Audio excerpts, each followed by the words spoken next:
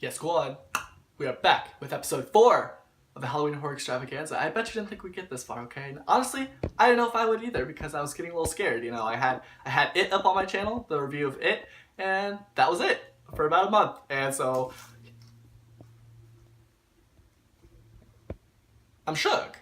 I'm here to review a movie called Sinister, which was made back in 2011 or 2012 and received good reviews from audiences and critics alike, so I thought that I'd definitely go ahead and give it a shot. So this movie is about a writer who brings his family to a house because he needs inspiration. He's a crime writer and he needs inspiration for his next new true crime novel. So he brings his family to a house where people were actually murdered. As you might expect, that's really not a good idea, especially in a horror movie. Kind of like in VHS, the main character stumbles upon some old tapes, he puts them in a projector, and the films themselves were easily the best part of the movie, so each one was definitely creepy as hell. Here's the thing about this movie, okay? The number one thing, if you're gonna have one thing in a horror movie and nothing else, you only get one tool at your disposal, I would say that sound design is probably the most important thing you can have. It's more important than spooky clowns or like any other disturbing imagery. Like, you need to have your sound on point or else it's not gonna work. And Sinister absolutely nails the sound design, for sure, for sure. So I would definitely say that Sinister kills in that category. The suspenseful music and sound design was just A+, absolutely wonderful. Spooky, stayed with me. And with that came really, really powerful suspense that lasted throughout, even when you didn't see a lot of scariness, I mean, throughout the movie. You didn't see a lot of the things, but the sound design definitely built it up and made the suspense. We were like, I was covering my eyes like 20 times in this movie, and I didn't really have to a lot of those times. It's just like really good suspense.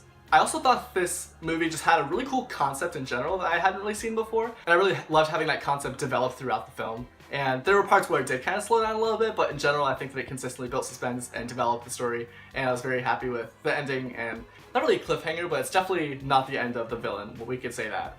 I do have to go through some negatives because it's not my favorite horror movie I've ever seen in my life, and I guess I should probably say why. First of all, this movie had a lot of hype, okay? I was hesitating to watch it because I was alone by myself in this dark apartment, and I was like, what do I look like about to watch the scariest movie according to some people by myself? So I was really hesitant. I guess I had all this hype built up behind it, and of course, every time you have a lot of hype built around something, it's very hard to live up to that hype. So it wasn't quite as scary as I was expecting because I thought it was, you know, piss your pants scary, and I don't think it necessarily went there. It was very creepy, very suspenseful, very disturbing, very good, but just didn't spook me like I thought it might.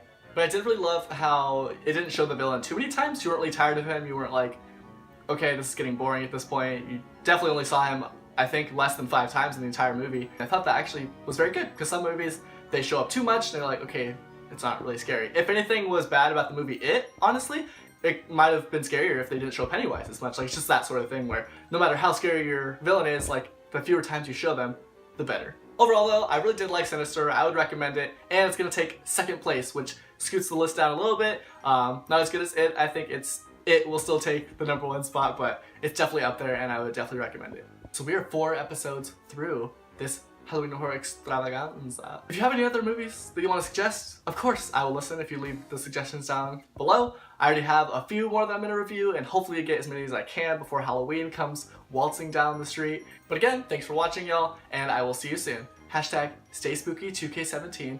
Hashtag HHE2K17.